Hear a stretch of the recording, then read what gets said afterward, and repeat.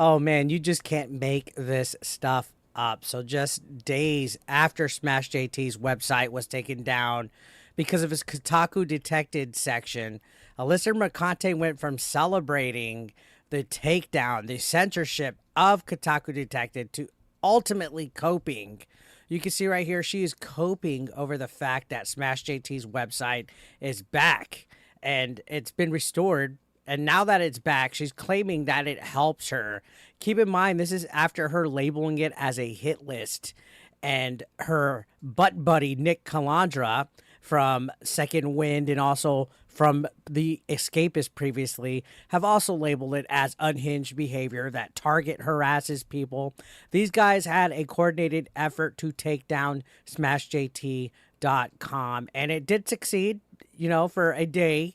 Wix tried to label it as violations of privacy and that there was private information being shared on there. But Smash JT held his guns, as well as the people that are fighting against these weird, woke, I use the term loosely, video game journalists that want to force feed us their political commentary and all of their news articles. These people are instead more worried about getting some kind of SJW message or some woke ideology out there instead of actually writing about video games. But on top of that, they have zero integrity, which is what the main problem is and why this is being labeled as a Gamergate 2.0 situation overall. When you think about Sweet Baby Inc. detected and how Alyssa Mercante was on the front lines trying to shut down Sweet Baby Inc. detected, which was a Steam curation group that would label games as having Sweet Baby Inc. involved with their, development process, because Sweet Baby Inc. is a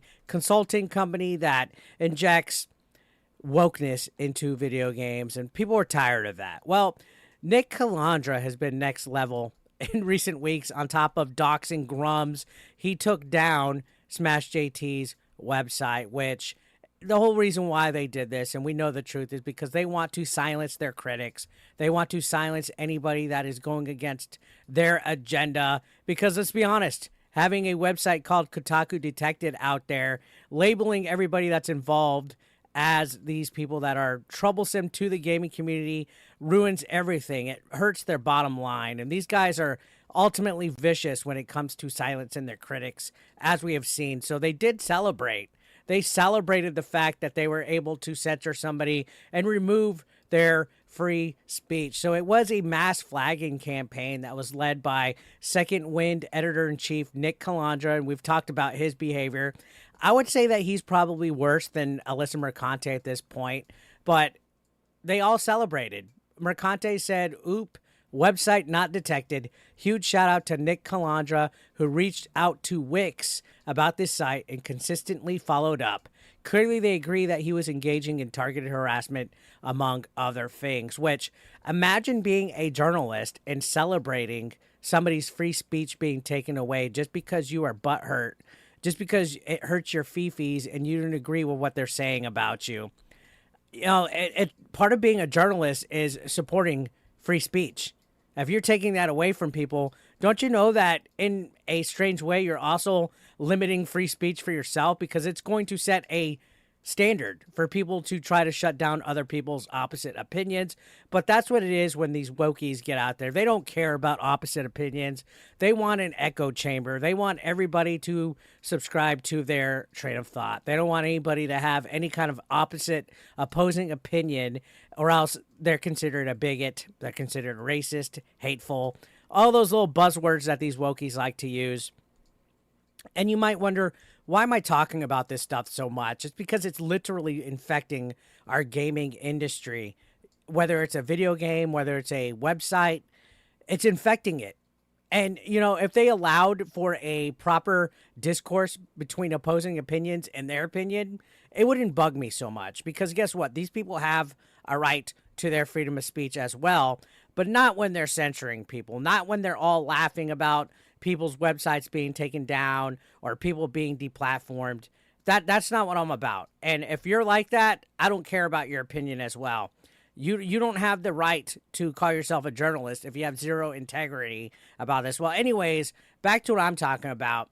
She said because Smash JT's website was taken down, it set a great precedents, a great sign that there are people and places on the internet who know targeted harassment and cyberbullying when they see it. Yuck. All right, this is gaslighting. This is trying to passively aggressively spit on a dead corpse. Literally, at this point, they kicked Smash JT till he was down. He didn't have his website, and they were laughing in it. All because of the Kotaku detected website. These people are insufferable. They're ugly. They're poisonous to free speech everywhere. And now that it's back up, thankfully, free speech won. The truth will always prevail. They are coping so hard. So absolutely hard, right?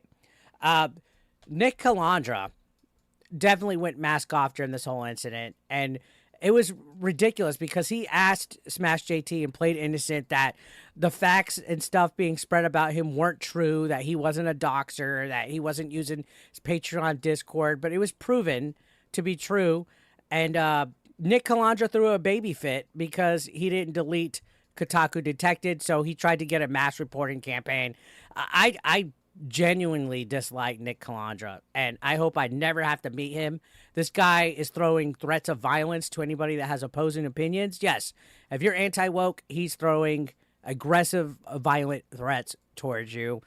He has no integrity at all. He's shown that he's a scumbag when it comes to freedom of speech on the internet, and he's probably the biggest lapdog for Alyssa Mercante, which you hate to see this shit. You hate to see this.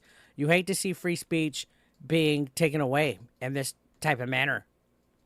Now, Alyssa Mercante is saying that Smash JT can keep his website, that it being up helps her. This is cope. Why, if it helps her, why was she trying to take it down? Why was she trying to silence him? Why the drastic change of mind and change of tune when it comes to Smash JT's Kotaku detected website? This is cope. She's coping and seething immensely right now because there's nothing she could do about it. Now, if they want to challenge Kotaku detected, they're going to have to go through Wix itself. Thankfully, Smash JT said he's no longer going to have the host be Wix, that he's going to go ahead and get his own way to host his website, which, good on him, just in case this situation ever happens again. He won't have to rely or be on the burden of somebody else. Free speech did definitely win, and it's hilarious to see Alyssa Mercante take this big of an L shortly after being so cocky on the internet. So Kotaku Detected is here, guys. Be sure to go and check it out on Smash's website so you could be aware of these types of people. These people will do you dirty. These people don't care about gamers. These people don't care about doing the right thing when it comes to journalism. And it's sad to see that. And gaming is not the only thing that journalists are acting disingenuous with. You can see it all around in the media, and it's because these guys are literally sick in the head.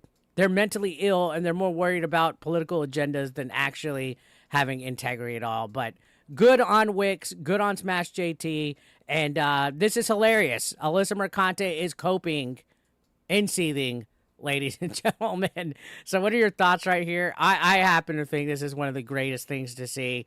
This is a big W here for all of us. And, you know, Nick Calandra is probably just as seething as well. I wouldn't know, though. He's under protected tweets. And I just think both of these two need to get away from ARFing. And I'm not a fan of gatekeeping, but, you know, when you're harming the gaming industry this bad by being disingenuous, you need to go. You need to go. And, yeah, you love to see them cope and seethe. So thank you guys for watching. Subscribe if you're brand new. I'll see you on the next one.